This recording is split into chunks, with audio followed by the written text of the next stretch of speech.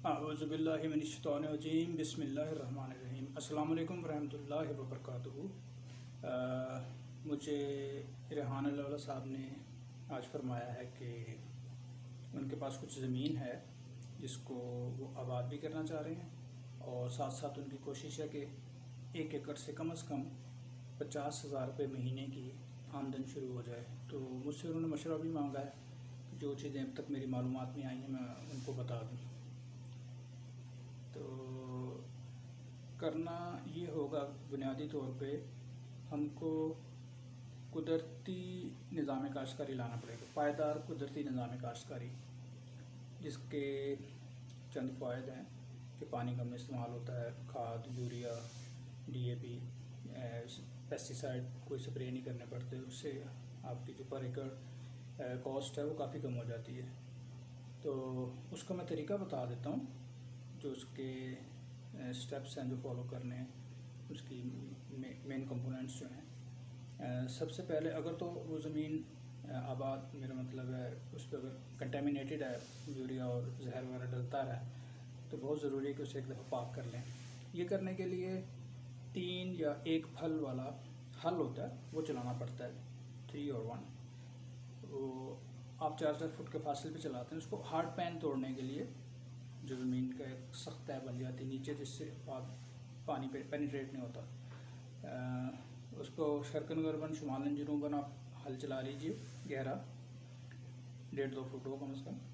और उससे ये होता है कि कंटेमिनेशन जो है वो नीचे चली जाती है, डिज़ोल्व हो जाती है, उसकी कंसनट्रेशन कम हो जाती है। क्योंकि इसको वापस नेचुरल हालत में लाना है तो ये करना बड़ा ज़रूरी होगा। फिर आप इसको लेज़र लेवल कर लें। लेज़र लेवल किया तो अब आपके पास एक लोहे की बनी हुई चीज़ होती है, बेड शेपर कहते हैं उसको। अब आपने रेज्ड बेड्स बनाने हैं, पंजाबी में पटड़ा कहते हैं उसको, और वो जो खेलियाँ होती हैं जो उसके दोनों तरफ नालियाँ होती हैं, मैं थोड़ी डायमेंशन भी बताता हूँ उनकी। जो पटड़े होंगे बेड्स, उनकी विड्थ होगी 42 इंचज़, और जो नालियाँ हैं वो 8 इंच चौड़ी होंगी नीचे से ऊपर आके वो 12 इंच हो जाती हैं। उनकी डेप्थ भी 8 इंच होती है। तो ये इसका स्ट्रक्चर है, ये बेसिक उसका। ये वंस फॉर ऑल होता है। आपने हल भी एक ही दफ़ा चलाना है, वंस फॉर ऑल, दोबारा हल नहीं चलाना, पहली और आखिरी दफ़ा चलेगा।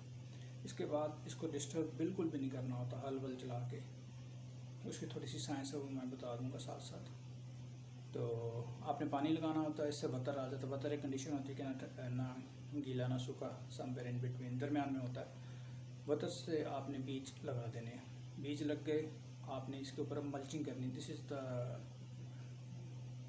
मोस्ट इम्पोर्टेंट मेन पार्ट है। मल्चिंग होती है कोई ऑर्गेनिक मटेरियल लाइक गन्ने के पत्ते, खजूर की शाखें, चावल की पराली, वो जो वेस्ट होता है, तूड़ी भी हो सकती है, लंबी स्टिक्स उसकी, स्ट्रॉ। तो ये इसकी 2, 3, 4, 5 इंच मोटी तय आप लगा दें, अच्छी होती है। दिब या दब करके एक घास होती है लंबी सिंध में, वो बड़ी द चीपेस्ट होगी, आप फ्री काट के ले आएंगे। थरवारकर में मैंने देखा था 1987 में ये सब कुछ था, आज भी होगा। तो ये चीज़ें अवेलेबल हैं, ये यानी बायोडिग्रेडेबल हों, ऑर्गेनिक हों, क्योंकि ये गल सड़ के फिर दोबारा ज़मीन का हिस्सा बन जाती है, न्यूट्रिएंट्स देती हैं उनको, जो माइक्रोब्स हैं। इस माइक्रोबायोलॉजी सारी साइंस है कि ज़मीन के अंदर हमने मल्चिंग करनी इसलिए होती है कि उनको एग्रीबल एक टेम्परेचर दे दें, उसको माइक्रोज फंगी को और माइक्रोब्स को, फिर वो माइक्रो ऑर्गेनिज्म चलता रहता है। ये एक बड़ा शानदार सा तरीका है। इसमें ये पौधों की जड़ों से ग्लूकोज लेते हैं ये सारे खुरबीनी कीड़े, और सारी जो न्यूट्रिएंट्स हैं ज़मीन के वो पौधे को देते हैं। पौधा हेल्दी होता है, अच्छा स्ट्रॉन्ग ऐसे खड़ा होता है, वो गिरता नहीं है, उसको किसी बीमारी से कोई इशू नहीं होता, उस पर बीमारी आती नहीं, इसलिए आपको पेस्टिसाइड नहीं इस्तेमाल करने पड़ते, आपका खर्चा बच जाता है, मज़ीद जहर खाने खिलाने से आप बच जाते हैं। तो this is one good thing in natural farming.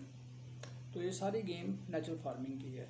इसमें परमाकल्चर भी आ जाएगा, इसमें फूड फॉरेस्ट भी हम लगाएंगे, मगर तरीका यही होगा लगाने का कि एक दफ़ा इसका इंफ्रास्ट्रक्चर तो यही है कि आप ये बेड्स बना लें 8 इंच ऊँचे, दैट्स ऑल। इसके ऊपर नहीं पानी देना होता, ये सीपेज से पानी लेता है कैपिलरी एक्शन से।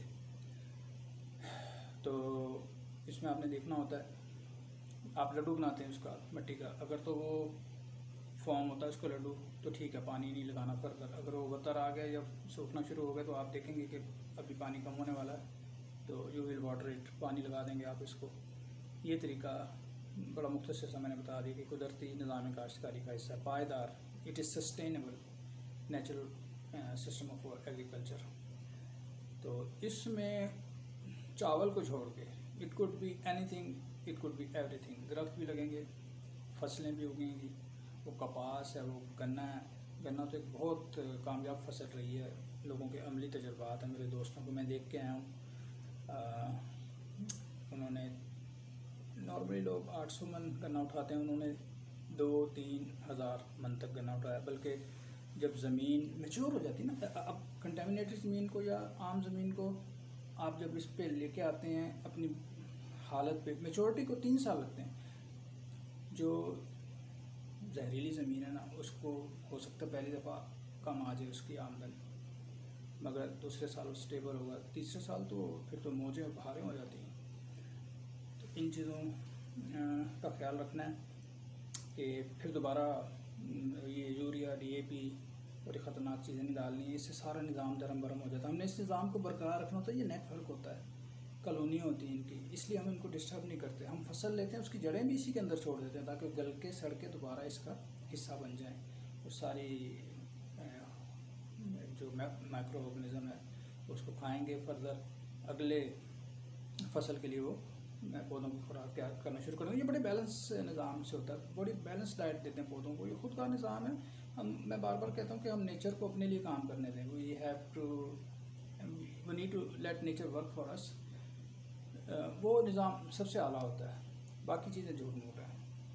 इसमें देखें ना, पानी सबसे कम इस्तेमाल कर रहे होते हैं और 1 एकड़ का पानी 8 एकड़ों को दे रहे होते हैं। जब मल्चिंग कर लेते हैं तो it could be further less. तो बड़ा शानदार काम है, बड़ा बेहतरीन तरीका है अगर तो पायदार कुदरती निज़ाम काश्तकारी को फॉलो किया जाए। इसके लिए बड़ा मवाद मौजूद है, लेकिन फ़िलहाल तो ध्यान अल्लाह वसा को ये बताना है कि आप इसको शुरू करेंगे तो कैसे हो जाएगा। इसमें 1 एकड़ से पकड़ के इसको आबाद करना शुरू कर दें, उसकी इसी तरह से खेलें, बट ये जो पटरा जिसे कहते हैं, रेस बेड बना लें और दरख्त लगा लें, इसमें फलदार मिक्स करें इनको। एडवर्सिटी होनी चाहिए, दो दरख्त एक साथ नहीं होने चाहिए, मेरा मतलब 2 से ज़्यादा नहीं होने चाहिए। उससे इनकी ये ताकत देते हैं एक दूसरे को, इनकी जड़ें मुकाबला करती हैं ज़मीन के अंदर। ज़मीन आज मुर्दा है, जब आप इसको ज़िंदा कर, मुर्दा मैंने बता दिया कि सारे वो केमिकल्स की वजह से मुर्दा है, जो जहरीले केमिकल है, हार्मफुल है, इसको आपने ज़िंदा करने। जब आप ज़िंदा कर लेते हैं, घास की जड़ें भी 4-4.5 फुट नीचे चली जाती हैं, इतनी साजगार माहौल बन जाता है। केंचुए होते हैं उसमें, उसको नर्म रखते हैं ज़मीन को, बड़ा कुछ है वो सारी चीज़ें। तो करने वाली चीज़ ये है कि 1 एकड़ में द बेस्ट इज़ कि सिंध का इलाका कुछ फ्रूट्स के लिए बहुत अच्छा है, चीकू और पपीता है, जैक फ्रूट है, वैटएवर जो बता भी रहे थे आंसर। तो उसके लिए आप 1 एकड़ को मॉडल फार्म बना लीजिए, पायलट प्रोजेक्ट बन जाएगा। फूड फॉरेस्ट मैं रिकमेंड करता हूँ, उसमें डाइवर्सिटी होगी, इंटीग्रेशन होगी, मिक्स होंगे सारे। बड़े दरख्त होते हैं कैनोपी वाले, उसके बाद फिर छोटे हैं, फिर उससे छोटे, और फिर झाड़ियाँ, और फिर नीचे ज़मीन पे आ जाती हैं जड़ी बूटियाँ, उसके बाद बल्ब आ जाते हैं ज़मीन के अंदर होते हैं। ये सारा कुछ लगाना होता है, आपको सब्ज़ी मिलती, ये आपकी वो जगह बनेगी, you can live in it and on it. वहाँ आप रहेंगे, छोटा सा इकोडोम बना के, सस्ता सा घर, सारा कुछ खाएँ पिएँगे, और जो एक्सेसिव सब्ज़ी है उसे आप बेचेंगे। तो इसमें अगर पैदावार कम भी आए तो इसकी कीमत ज़्यादा लगती है, 2, 2.5, 3 गुना ज़्यादा तक के इम्कान होते हैं। तो जो समझदार लोग हैं इसको ख़रीदना चाहते हैं, क्योंकि इसका वाव टेस्ट होता है, जो कुदरती तौर पे बनती है। एक उसने इंसान को पूरी न्यूट्रिशन देनी होती है उस फसल ने, जो यील्ड आती है ना, जिसको कुदरती तौर पे हम उगा लेते हैं, वो हेल्दी होती है। फिर इंसान को बार बार भूख नहीं लगती, उसको ओबेसिटी, मोटापा नहीं होता, शुगर नहीं होती। तो ये देखिए, हम तो हकीम बनने जा रहे हैं। ज़मीन को, मुर्दा मिट्टी को ज़िंदा कर लें, उसमें आपकी बेहतरीन सेहत है, बेहतरीन माली इस्तेहकाम है, क्योंकि फिर आपको कमी नहीं आने वाली। 50,000 तो छोटी बात रह जाएगी इस केस में। आप वहाँ पे तेल उगाएं, आप वहाँ पे इसबगोल उगाएं, आप ज़ाफ़रान, अगर क्लाइमेट एग्रीकल्चर है, मुझे नहीं इसका पता अभी तक, कोयटा में कश्मीर में तो होता है। चेरी है, सॉरी स्ट्रॉबेरी एक कैश क्रॉप है बड़ी ज़बरदस्त किस्म की। तो ये सारी चीज़ें वहाँ पे हो सकती हैं। The thing is natural way of farming, जिसमें मल्चिंग बड़ा ज़रूरी होता है, बेड्स की शेप बड़ी ज़रूरी होती है।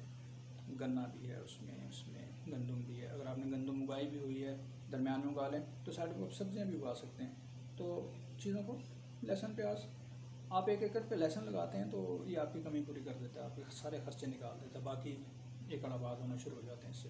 तो चीज़ों को अट्रैक्ट कर रही होती हैं, ग्रीनी को अट्रैक्ट करती है।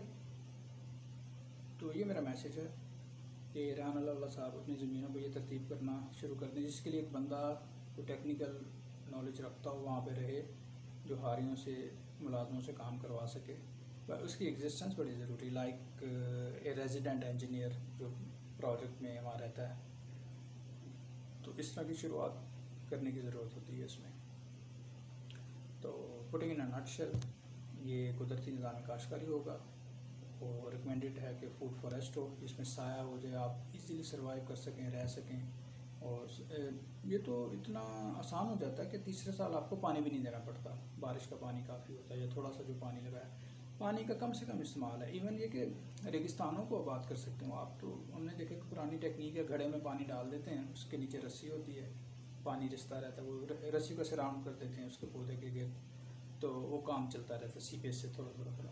इवन ये कि गमले को भी आप दबा दें, उसका पेंदे को पैक वाटर टाइट करके, उसको गड़े को ये जो गमला होता है नॉर्मल, उसको दबा दें, उसमें पानी डाल दें, उसके ऊपर एक और गमला रखा हो अपसाइड डाउन, तो वो उतना ही पानी लेता है। जब ज़मीन सेचुरेटेड हो जाती है ऑल अराउंड इट, तो फिर वो फर्दर पानी नहीं देता, यानी कि इसमें भी सेविंग है नेचुरली। सुराही को दबा दें, घड़ा, सुराही, गमला, कुछ भी अर्दनवेयर, कुछ भी कुम्हार के जो हम चीज़ें बनी हुई लेते हैं, वो कारामद होती हैं इसमें, अगर पानी की बहुत ज़्यादा सेविंग करनी हो।